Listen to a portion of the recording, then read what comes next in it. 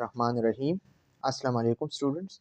आज BSN semester second subject anatomy and physiology unit first respiratory system discuss करने जा रहे हैं।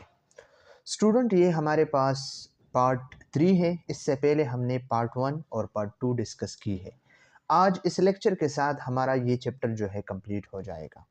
स्टूडेंट, चैप्टर पार्ट 3 स्टार्ट करने से पहले आप सबसे रिक्वेस्ट है कि मेरा चैनल सीक्रेट स्टार के म्यू को सब्सक्राइब करें, बेल आइकन को प्रेस करें और इस लिंक को अपने कोलीग्स और फ्रेंड्स के साथ ज़रूर शेयर करें ताकि सबको फ़ायदा हो। Thank you so much. Student, आज हमने इस लेक्चर में लंग्स को डिस्कस करनी है कि व्हाट इज़ लंग्स। इससे पहले हमने नोज़ और जो कंडक्टिव जोन था, हमारे पास ट्रेकिया, और इसके अलावा हमारे पास जो ब्रोंकाई है, राइट लेफ़्ट, ये सब चीज़ें हमने डिस्कस की।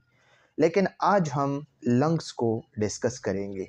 ये आप देख सकते हैं, इससे पहले जो लेक्चर है इसमें हमने इन चीज़ों को डिस्कस की है। ओके, आज फिर से हम इसको डिस्कस करते हैं। आप लोगों ने पॉइंट्स को नोट करना है क्योंकि ये पेपर और OSPI के लिहाज से काफ़ी इम्पोर्टेंट है। ओके, ये आप देख सकते हैं, the lungs are two spongy cone shape organs in the thoracic chest cavity protected by the rib cage। Lungs हमारे पास two spongy mean sponge like, जो प्रेस होते हैं, कंप्रेस होते हैं। कून शेप ऑर्गन मीन इस तरह नोकीली शक्ल में, इस तरह की शक्ल होती है इसकी, जो आप लोगों ने देखी है। इन दी thoracic कैविटी, जो thoracic या चेस्ट कैविटी है ना, तो इसमें होते हैं। और इसके इर्द गिर्द हमारे पास क्या होते हैं, रिब केज होते हैं। जो हमारे हड्डियाँ होते हैं ना, रिब्स, तो वो होते हैं। मतलब रिब्स के बीच में ये लंग्स हमारे होते हैं। रिब्स के बीच में क्यों? ताकि रिब्स इसको प्रोटेक्ट कर सके।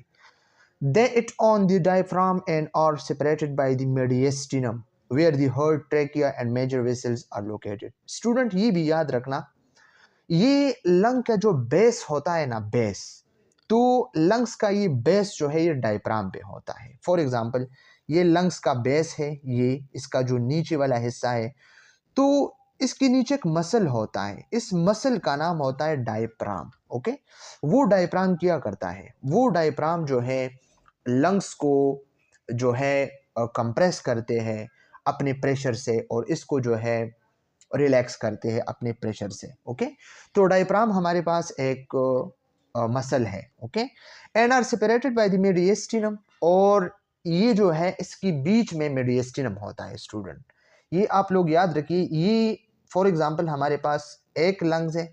ओके, ये एक लंग है, ये सेकंड वन है। ओके, तो इनकी बीच में ये जो स्पेस होता है ना, तो इसको कहते हैं मीडियस्टिनम। और इस मीडियस्टिनम में क्या क्या होते हैं स्टूडेंट, ये याद रखना, हार्ट होता है, ट्रेकिया होता है और मेजर वेसल्स होते हैं। ये एमसीक्यूज पॉइंट ऑफ व्यू से याद रखना। The hilum is the entry-exit point where bronchi, pulmonary arteries and veins and lymphatic vessels and nerve passes in and out।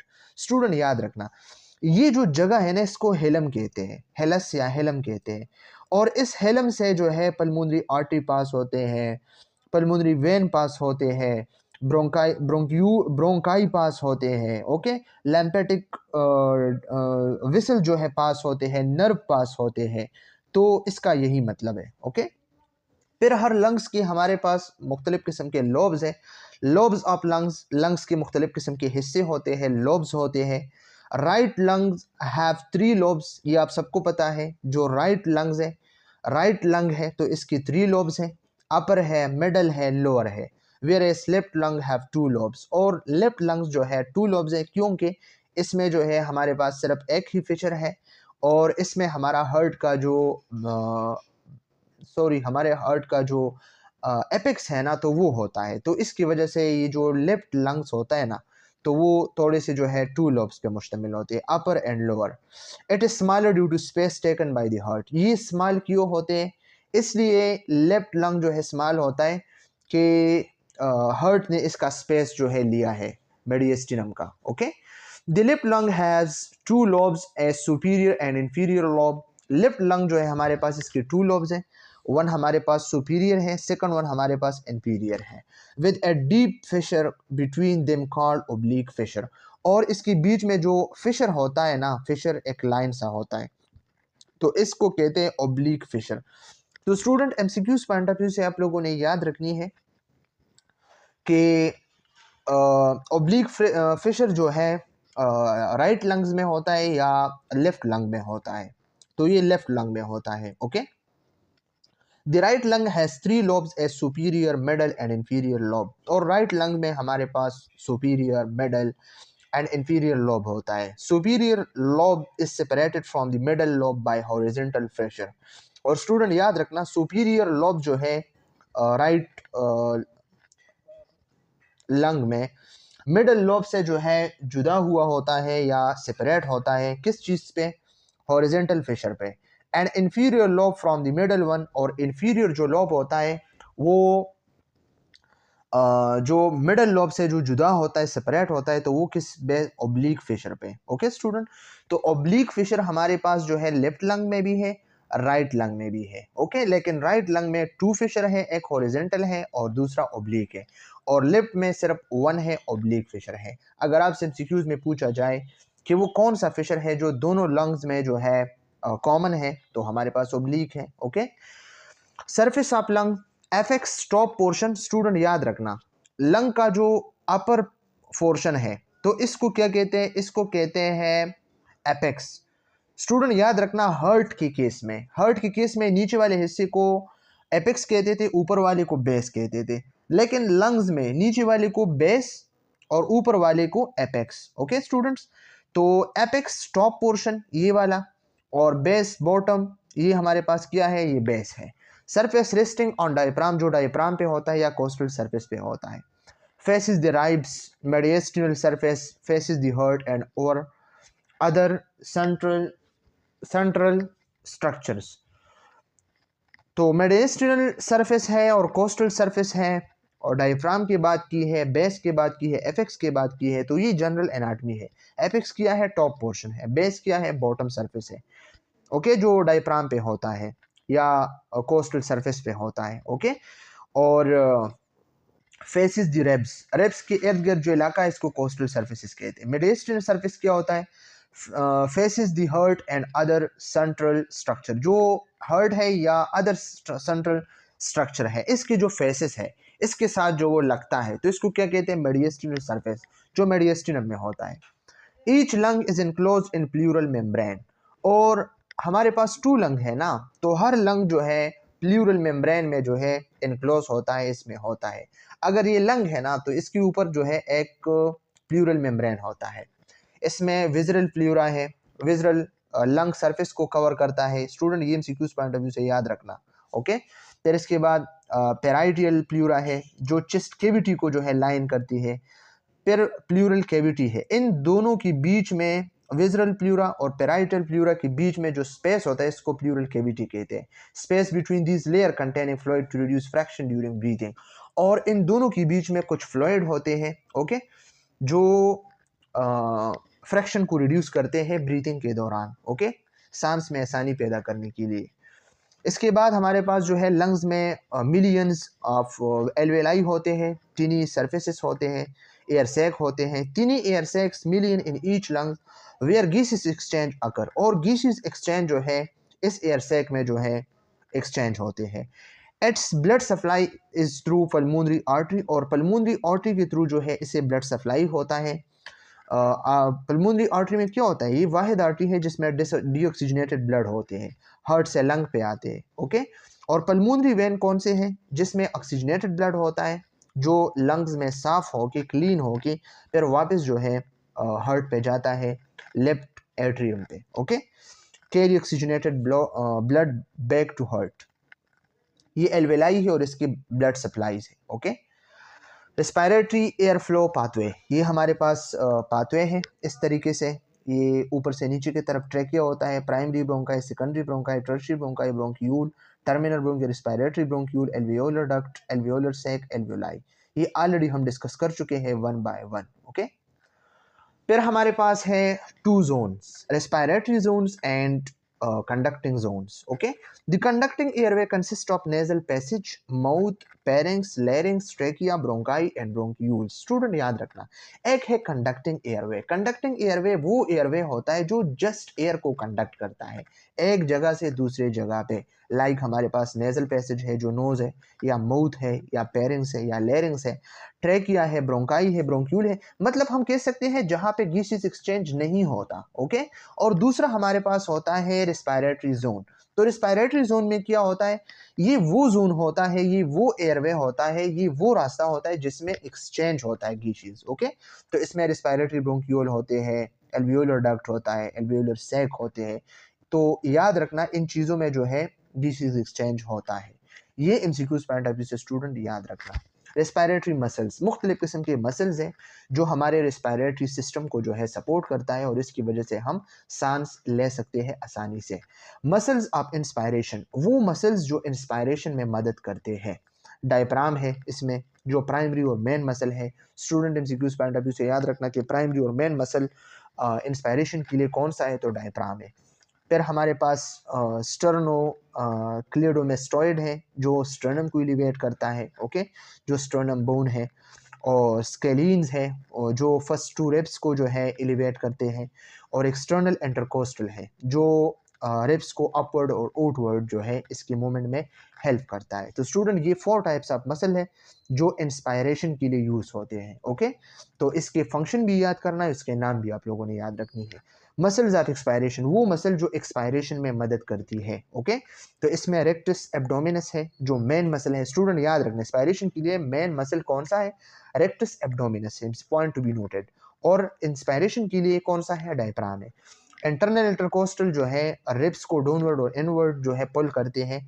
These abdominal muscles are used when expiration is active. जब expiration active होता है तो ये abdominal muscle जो है क्या होते हैं, ये भी हमारे पास एक्टिव होते हैं, ये भी काम करते हैं। इसमें हमारे पास एक्सटर्नल ओब्लिक है, इंटरनल ओब्लिक है, ट्रांसवर्स एब्डोमिनस है। ये 3 एब्डोमिनल मसल्स हैं जो एक्सपायरेशन जब एक्टिव होता है तो इसमें ये हेल्प करता है। Okay, nervous control of respiration, respiration में मसल्स भी इन्वॉल्व है, लेकिन इस मसल को कौन कंट्रोल करता है, ये ब्रेन के मुख्तलिफ किस्म के पार्ट्स हैं जो इसको कंट्रोल करता है, nervous system. Okay, the nervous control of respiration involves the coordination of multiple brain regions, nerves and receptors to regulate breathing. मुख्तलिफ किस्म के मल्टीपल ब्रेन रीजन्स हैं। Okay, like medulla oblongata, pons, cerebral cortex, या हम कह सकते हैं मुख्तलिफ किस्म के नर्व है जो प्रीनिक नर्व है, या हम मुख्तलिफ किस्म के नर्व है। ओके, या रिसेप्टर्स हैं मुख्तलिफ किस्म के, प्रीनिक नर्व है, इंटरकोस्टल नर्व है, हमारे पास वेगस नर्व है, ये मुख्तलिफ किस्म के नर्व है। इसके अलावा हमारे पास जो है मुख्तलिफ किस्म के रिसेप्टर्स हैं। ओके, इसको हम वन बाय वन जो है डिस्कस करते हैं और ये एमसीक्यूज पॉइंट ऑफ व्यू से भी काफ़ी इंपॉर्टेंट है। ओके, ब्रेन रीजन कौन कौन से हैं, मेडुला ऑब्लांगेटा है सबसे पहले, primary centre for respiration control जो रेस्पिरेटरी कंट्रोल करता है, सांस को कंट्रोल करता है, प्राइमरी सेंटर होता है तो हमारे पास मेडुला ऑब्लांगेटा है। ये एमसीक्यूज पॉइंट ऑफ व्यू से याद रखना। Responsible for generating rhythmic breathing pattern, जो हम राइथमिक ब्रीथिंग पैटर्न जो फॉलो करते हैं नॉर्मल डेली लाइफ में, तो ये जो है मेडुला ऑब्लांगेटा करता है। ओके, इसके बाद सेकंड पार्ट हमारे पास जो है पूंज है, और पूंज है ये हाइंड ब्रेन के जो है रीजन्स है। पूंज क्या करता है, regulate breathing rate and depth. ये हमारे जो ब्रीथिंग रेट है ना, जो हम 12 to 20 नॉर्मली जो है लेते हैं, और डेप्थ जो है जितना डेप्थ में हम सांस लेते हैं या हम इजीली जो लेते हैं, तो ये पूंज का काम है। Okay, are involved in the transition from inhalation to exhalation, और इनहेलेशन और एक्सहेलेशन कौन करता है, ये पूंज करता है। फिर इसके बाद हमारा पास जो है क्या है, सेरेब्रल कॉर्टेक्स है। ओके, तो ये सेरेब्रल कॉर्टेक्स के इन्फ्लुएंस ब्रीथिंग वॉलेंट्रली, ये ब्रीथिंग को वॉलेंट्रली जो है इन्फ्लुएंस करते हैं।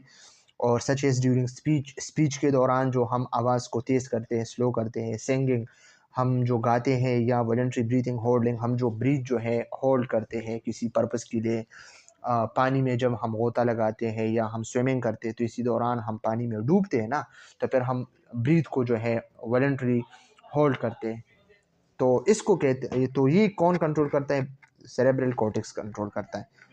इसके बाद हमारे पास है नर्व्स, मुख्तलिफ़ किस्म के नर्व है। प्रीनिक नर्व है। प्रीनिक नर्व क्या करते हैं, originate in the cervical spine. ये C3 C5 से जो है ये ओरिजिनेट हुआ है एंड इनरवेट द डायफ्राम, ये डायफ्राम पे चला गया होता है। Okay, controlling contraction and relaxation, relaxation और कंट्रैक्शन को कंट्रोल करता है। इसके बाद हमारे पास इंटरकोस्टल नर्व। इंटरकोस्टल नर्व क्या करते हैं, arise from the thoracic spine. Student ये याद रखना है कि इंटरकोस्टल नर्व कहाँ से एराइज हुआ है।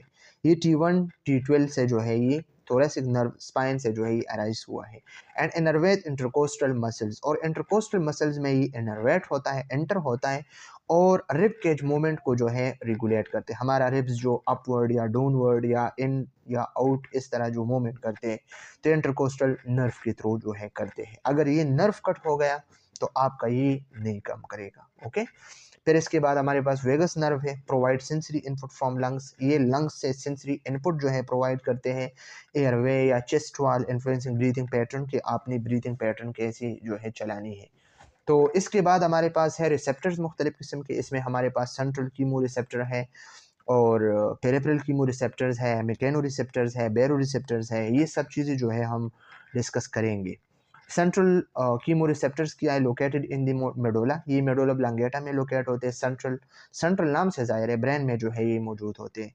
Sensitive to change in CO2 and H level. जो हाइड्रोजन लेवल है, अगर हाइड्रोजन लेवल ज़्यादा है तो एसिडिक है, कम है तो अल्कोलोसिस है, या कार्बन डाइऑक्साइड लेवल कम ज़्यादा है तो ये जो है सेंट्रल कीमो रिसेप्टर, ये CO2 और हाइड्रोजन लेवल को जो है ये क्या होता है, ये सेंसिटिव होता है। इसके इंक्रीज डिक्रीज होने से ये जो है सेंसिटिव होते हैं, इसमें चेंजेस होते हैं और ये सिग्नल्स देते हैं। Stimulating breathing in response to increase CO2। अगर CO2 बॉडी में ज़्यादा है तो हमारा बॉडी जो है सांस तेज़ी से जो है लेता है, ब्रीथिंग सिस्टम इंक्रीज होता है। किस वजह से, सेंट्रल कीमो रिसेप्टर की वजह से। स्टूडेंट ये एमसीक्यूज पॉइंट ऑफ व्यू से याद रखना। इसके बाद पेरिफेरल कीमो रिसेप्टर्स, तो स्टूडेंट ये याद रखना, पेरिफेरल मतलब ये पेरिफेरीज में होते हैं, found in the carotid and aortic bodies, detect changes in O2 CO2 and pH level influencing breathing. और स्टूडेंट याद रखना ये कहाँ पे मौजूद होते हैं, मुख्तलिफ किस्म के आर्टरीज में मौजूद होते हैं, कैरोटिड आर्टरी में या एवोटिक आर्टरी में। ओके, इसमें ये देखते हैं कि ऑक्सीजन, कार्बन डाइऑक्साइड या पीच लेवल इंक्रीज डिक्रीज तो नहीं है, तो इस वजह से जो है फिर ब्रीथिंग जो है इन्फ्लुएंस होती है। इसके बाद हमारे पास लास्ट वन मैकेनो रिसेप्टर है। जो मैकेनो रिसेप्टर है ये लंग्स में मौजूद होते हैं, एयरवेज में मौजूद होते हैं, चेस्ट वॉल में मौजूद होते हैं। ओके, जो लंग्स वॉल्यूम, प्रेशर और स्ट्रेचनेस को देखते हैं कि कितना लंग वॉल्यूम ज़्यादा है कम है, प्रेशर ज़्यादा है कम है, या लंग्स ज़्यादा स्ट्रेच होते हैं या कम स्ट्रेच होते हैं, तो इसको सेंसिटिव हो कि ये आपको सिग्नल्स देते हैं आपके ब्रेन को। ये मैकेनो रिसेप्टर मैकेनिक्स से निकला है ना, फिजिक्स से निकला है, फिजिकली एक काम इसमें होता है। लास्ट वन हमारे पास बेरोसेप्टर होता है। बेरोसेप्टर जो है कैरोटिड साइनस, कैरोटिड आर्टरी में मौजूद होता है और एवोटिक आर्क में मौजूद होता है। जो एवोटा निकला है हमारे हार्ट से, इसमें ये मौजूद होता है और ये ब्लड प्रेशर को जो है डिटेक्ट करते हैं कि ब्लड प्रेशर में कोई चेंजेस तो नहीं है। ओके, तो फिर इसके लिहाज से ब्रीथिंग को इन्फ्लुएंस करती है।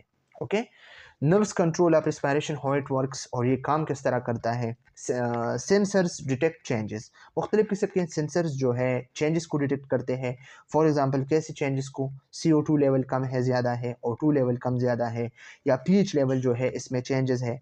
तो ब्लड में इन चीज़ों को जो है इन गैसेस को जो है मॉनिटर किया जाता है। Okay, and monitor by central and peripheral chemo receptor. और फिर ये दोनों रिसेप्टर्स जो है जाके सिग्नलिंग करते हैं, signal send to the medulla, और फिर मेडोला को सिग्नल जाता है, sensor sends signals to medulla oblongata the primary respiratory control centre. Medulla oblongata को सिग्नल देते हैं क्योंकि ये प्राइमरी रेस्पिरेटरी कंट्रोल सेंटर है। ओके, मेडोला रिस्पॉन्स, फिर मेडोला क्या करता है, मेडोला ऐसा करता है, medulla adjust breathing rate, medulla जो है ब्रीथिंग रेट को एडजस्ट करता है and depth based on the signal receive.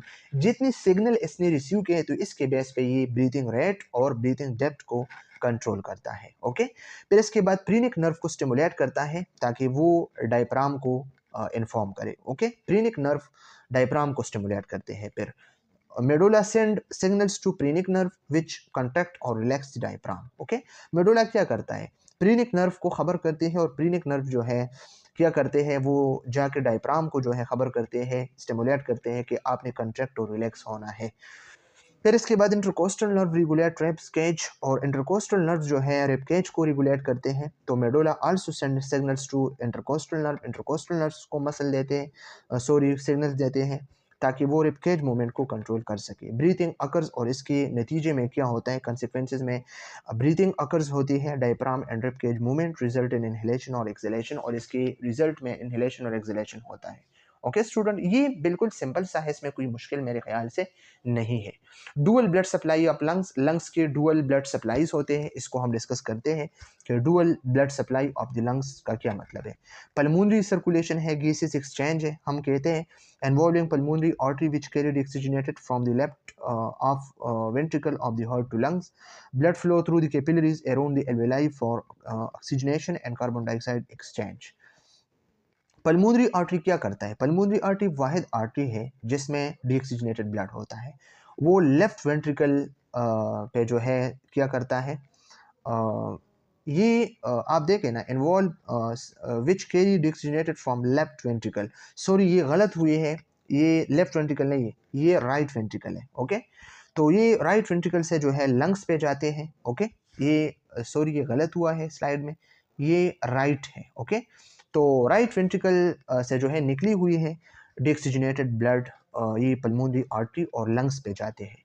Okay, और फिर ये ब्लड जो है कैपिलरीज में जो है एल्वेलाई की इर्द गिर्द जाते हैं और ये ऑक्सीजनेट होता है। ओके, फिर पल्मोनरी वेन क्या करता है, carry oxygenated blood back to the left atrium, ये ऑक्सीजनेटेड ब्लड को लेफ्ट एट्रियम पे लेके आते हैं। ओके, ब्रोंकियल सर्कुलेशन, और फिर ब्रोंकियल सर्कुलेशन क्या है, nourishment of the lungs tissue.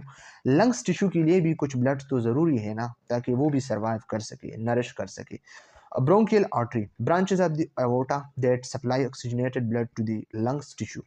ये हमारे पास ब्रोंकियल आर्टरी होते हैं जो एवोटा से निकली हुई होते हैं और ऑक्सीजनेटेड ब्लड को लंग्स टिश्यू को सप्लाई करते हैं, ब्रोंकाई कनेक्टिव टिश्यू प्लूरा को। Okay, bronchial when drain the oxygenated blood from the lungs tissue into the azygos when and partially into pulmonary vein.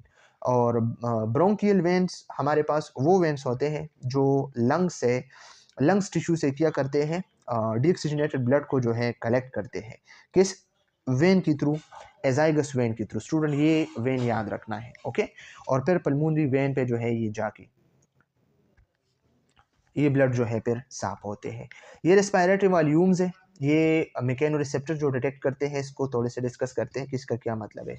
Student, ये सिंपली हम आपको discuss करेंगे tidal volume, the amount of air that move into the lungs with each inspiration or move out with each expiration is called the tidal volume. Student, ये tidal volume TV क्या होता है? वो amount of air, वो air की तादाद जो हम इंस्पायरेशन के दौरान लेते हैं। ओके, या वो एयर जो हम एक्सपायरेशन के दौरान बाहर निकालते हैं, इसको कहते हैं टाइडल वॉल्यूम। ये 50 ml होते, 500 ml होते हैं। The amount of air that moves into the lungs which each is inspiration, okay, और move out with each expiration. Lung में जितनी भी ब्लड है, लंग में जितनी भी एयर है, इंस्पायरेशन में कितनी जो है बाहर निकलती है, जितनी जो है इंस्पायरेशन में कितनी अंदर जाते हैं और एक्सपायरेशन में कितनी बाहर निकलते हैं, इसको कहते हैं टाइडल वॉल्यूम। ओके, ये 500 ml होते हैं। फिर इसके बाद इंस्पायरेटरी रिजर्व वॉल्यूम है, आई और V. The air inspired with maximum inspiratory effort in excess of the tidal volume in the inspiratory reserve volume. Student, याद रखना ये कौन सी वॉल्यूम है, ये भी याद रखना है। आई और वी हमारे पास वो इंस्पायर्ड एयर है, वो एयर है जो आप इंस्पायर करना चाहते हैं, बट मैक्सिमम इंस्पायरेटरी एफर्ट, आप मैक्सिमम इंस्पायरेटरी एफर्ट लगाते हैं, मैक्सिमम आप कोशिश करते हैं मैं कितने इनहेल कर सकता हूं, तो इसको इंस्पायरेटरी रिजर्व वॉल्यूम कहते हैं। ये 3000 ml है, एक लंग 3000 ml को जो है इंस्पायरेट कर सकता है। एक्सपायरेटरी रिजर्व वॉल्यूम ई और वी क्या है, the volume expelled by an active expiratory effort. एक बंदा जो है एक्सपायरेशन करता है, ओके, एक्टिव एक्सपायरेटरी एफर्ट कोशिश करता है कि वो कितने एक्सपायर करता है एयर को, वॉल्यूम को, तो इसको ई आर बी कहते हैं। और स्टूडेंट, ये चीज़ याद रखना है, ये हमारे पास जो है वेंटिलेटर में 7th सेमेस्टर में आप लोगों के काम आएगी, सीसीएन में, क्रिटिकल केयर नर्सिंग में, ओके, आईसीयू सीसीयू में। ये 1200 ml होते हैं। ओके, इसके बाद लास्ट वन रिजाइडल वॉल्यूम है RV। ये क्या है? The air left in the lungs after maximal expiratory effort in the residual volume. Student याद रखना, अगर आप कोशिश करें, मैक्सिमल एक्सपायरेटरी एफर्ट आप करें, बहुत कोशिश करें कि मैं कितना जो है एयर जो है एक्सपायरेशन कर सकता हूँ, एयर बाहर निकाल सकता हूँ। अगर आप इतना कोशिश भी करें और फिर भी आपके लंग्स में कुछ ना कुछ एयर बाकी है, तो इसको रिजाइडल वॉल्यूम है। आपकी मैक्सिमम एक्सपायरेटरी एफर्ट के बावजूद आपके लंग्स में जो एयर है ना, तो इसको कहते हैं रिजाइडल वॉल्यूम। ओके, ये भी हमारे पास 1200 ml होते हैं। टाइडल वॉल्यूम फिर से डिफाइन किया गया, amount of air normally inhaled और एक्सहेल्ड विद वन ब्रीथ में जितना बंदा जो है नॉर्मली इनहेलेशन करता है और एक्सहेलेशन करता है, तो इसको टाइडल वॉल्यूम टीवी कहते हैं। ओके, ये 500 ml होते हैं। इंस्पायरेटरी रिजर्व वॉल्यूम क्या है? IRV, the amount of air forcefully inhaled after a normal tidal volume inhalation. Okay, ये क्या है? फोर्सफुली एक बंदा अगर इनहेलेशन करे तो इसमें जितना एयर जो है बंदा फोर्सफुली इनहेल करता है, तो इसको IRV कहते हैं। ये 3000 होते हैं ml। और एक्सपायरेटरी रिजर्व वॉल्यूम क्या है? The amount of air forcefully exhaled after a normal tidal volume exhalation. Okay, एक बंदा अगर फोर्सफुली एक्सहेलेशन करे तो इसमें जितना एयर वो बाहर निकालता है, एक्सहेल करते हैं, इसको ERV कहते हैं। रिजाइडल वॉल्यूम क्या है? The amount of air remaining in the lung after maximum expiration. एक बंदा मैक्सिमम एक्सपायरेशन करे और फिर भी इसके लंग्स में जो एयर बाकी है, इसको रिजाइडल वॉल्यूम कहते हैं। ओके, ये 1300 ml है। 1200 ml बाज बुक में 1300 ml। ओके, इससे पहले 1200 ml लिखा था, अब 1300 ml लिखा है। सो मेरा जूज की स्लाइड है, मैम KMUINS की, मेरे अपने नहीं है, तो आप रोज विल्सन को देखें, इसमें 1200 सॉरी हमारे पास है। रिस्पायरेटरी कैपेसिटीज, अब रिस्पायरेटरी कैपेसिटीज है, वाइटल कैपेसिटीज है, इंस्पायरेटरी कैपेसिटीज है, फंक्शनल रिजाइडल कैपेसिटीज है, टोटल लंग्स कैपेसिटी है। तो ये भी इजी है। वाइटल कैपेसिटी VC क्या है? Maximum amount of air expired after a maximum expiratory effort. आप मैक्सिमम एक्सपायरेटरी एफर्ट करते हैं, कोशिश करते हैं कि मैं ज़्यादा से ज़्यादा एयर इनहेल करूँ, लेकिन फिर भी मैक्सिमम अमाउंट ऑफ एयर जो है एक्सपायर्ड होते हैं, बाहर निकलते हैं, तो इसको कहते हैं वाइटल कैपेसिटी। ओके, ये 4700 ml होते हैं। और इसका जो फार्मूला है वो क्या है? Vital capacity VC is equal to TV tidal volume plus IRV plus ERV। IRV mean inspiratory reserve volume and expiratory reserve volume. इसके बाद इंस्पायरेटरी कैपेसिटी है maximum amount of air inspired after normal tidal expiration. Normal tidal expiration के बाद जो amount of air बंदा inspire करता है, okay, जो अंदर लेके जाता है, तो इसको इंस्पायरेटरी कैपेसिटी, सॉरी स्टूडेंट ये नाम से बिल्कुल जाहिर है, इंस्पायरेटरी कैपेसिटी IC जो है is equal to tidal volume plus IRV inspiratory reserve volume. Okay, इसके बाद फंक्शनल रिजाइडुअल कैपेसिटी है FRC है volume of air remaining in lungs after normal tidal volume expiration. बंदा नॉर्मल टाइडल वॉल्यूम एक्सपायरेशन करते हैं। Okay, और इसके बाद भी जितना वॉल्यूम आपके लंग्स में जो है रहता है, तो इसको FRC कहते हैं। ये लाइक रिजिडुअल वॉल्यूम है। ओके, और इसका फार्मूला क्या है? FRC is equal to tidal volume plus ERV। ये 2400 ml होते हैं। टोटल लंग कैपेसिटी कितने हैं? TLC the amount of air after maximum inspiratory effort. Maximum inspiration बंदा करता है, एफर्ट करता है, और इसके अलावा इसके बाद हमारे जो अमाउंट ऑफ एयर जो है हम इंस्पायर करते हैं, तो इसको कहते हैं टोटल लंग कैपेसिटी। ओके, इसका जो फार्मूला है TV plus IRV plus ERV plus RV residual volume. Okay, clinical conditions हमारे पास है, कुछ मसले मसाइल होते हैं जो सीरियस मसले होते हैं। Inflammation of the pleural membrane is called pleurisy और प्लूराइटिस। ओके, प्लूरल मेम्ब्रेन को जब इन्फ्लेमेशन होता है तो इसको प्लूरिसी कहते हैं या प्लूराइटिस होता है। Pleura mean pleural membrane and itis mean inflammation of pleural membrane. Okay, and as a result the accumulation of excess fluid in the pleural cavity।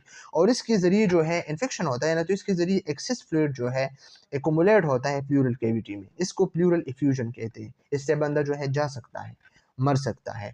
The introduction of air into the pleural cavity, the introduction of air into the pleural cavity either by the surgical opening और gunshot is called pneumothorax. जब lungs के जो इर्द गिर्द जो pleural cavity है इसमें जब एयर होता है, ओके, या सर्जिकल ओपनिंग की वजह से या गनशूट की वजह से, तो इसको न्यूमोथोरिक्स कहते हैं। ओके स्टूडेंट याद रखना। वाइल ब्लड और पस, या अगर इसमें ब्लड या पस हो तो इसको हीमोथोरिक्स कहते हैं। Okay the collapse of lungs is known as atelectasis, और अगर लंग्स कोलैप्स हुई तो इसको एटेलेक्टेसिस कहते हैं। Incomplete stasis mean expansion. Incomplete expansion, ये लंग्स जो है ना, ये एयर सैक ये इस तरह कोलैप्स होते हैं, इस तरह। ओके तो इसको क्या कहते हैं? एटेलेक्टेसिस कहते हैं। ये मुख्तलिफ किस्म के कंडीशन है, टर्मिनोलॉजी है वेंटिलेशन के लिए। एपनिया है टेम्परेरी सिसेशन ऑफ ब्रीथिंग, जब एक बंदे के टेम्परेरी सांस जो है रुकते हैं तो इसको एपनिया कहते हैं। अगर सांस में मुश्किल है, डिफ़िकल्टी है, तो इसको डिसएपनिया कहते हैं। डायस्पनिया शॉर्टनेस ऑफ ब्रीथ जो होते हैं, और यूपनिया होते हैं जो नॉर्मल ब्रीथिंग है 12 to 15 ब्रीथ पर मिनट है। ओके हाइपर एपनिया है increase rate and depth of breathing, बंदे के ब्रीथ की जो डेप्थ और रेट होता है वो इंक्रीज होता है। हाइपर वेंटिलेशन होता है increase pulmonary ventilation, pulmonary ventilation increase होता है। इसका क्या मतलब है? Low blood level of CO2, blood के में CO2 लेवल जो है डिक्रीज होता है, क्योंकि बंदा जो है जल्दी जल्दी जो है वेंटिलेशन करता है। हाइपो वेंटिलेशन में क्या होता है? Decrease pulmonary ventilation, pulmonary ventilation decrease होता है। क्यों? इसलिए कि ब्लड में जो है CO2 लेवल जो है इंक्रीज होता है। आर्थोपनिया क्या होता है? Dyspnea that occur when a person lying down, जब एक बंदा जो है सोता है तो लेटता है, तो लेटने के दौरान जो इंसान के जो डिसएपनिया फील होते हैं, डिफ़िकल्टी ब्रीथिंग में होता है, तो इसको आर्थोपनिया कहते हैं। टेकेपनिया क्या होता है? Abnormal quick shallow breathing. Tachypnea मतलब ब्रीथ रेटिंग जो है ज़्यादा होता है। मतलब नॉर्मली 12 to 20 है तो ये 25-26 होते हैं। ब्रेडेपनिया ये हो एबनॉर्मल स्लो ब्रीथिंग होता है एबनॉर्मल, मतलब 12 to 20 नॉर्मल है तो इसके 5 या 6 होते हैं पर मिनट। हाइपोक्सिया लो ऑक्सीजन लेवल, हाइपोक्सिया मतलब लो ऑक्सीजन लेवल। ओके और हाइपोक्सीमिया ब्लड में ऑक्सीजन लेवल जब लो होता है। तो इसके साथ साथ हमारा जो ये चैप्टर है ये कंप्लीट हो गया। रेफरेंसेस है ये, अगर कोई मतलब मज़ीद एक्सप्लेनेशन के साथ जो है देखना चाहता है तो रोज एंड विल्सन है, और टोटोरा ज्यूड जे ये principle of human anatomy and physiology है। 12 एडिशंस है। ओके तो आप लोग जो है अगर किसी को कोई मसला है, कोई प्रॉब्लम है, तो आप लोग कमेंट सेक्शन में पूछ सकते हैं। Thank you so much. खुदा हाफिज़।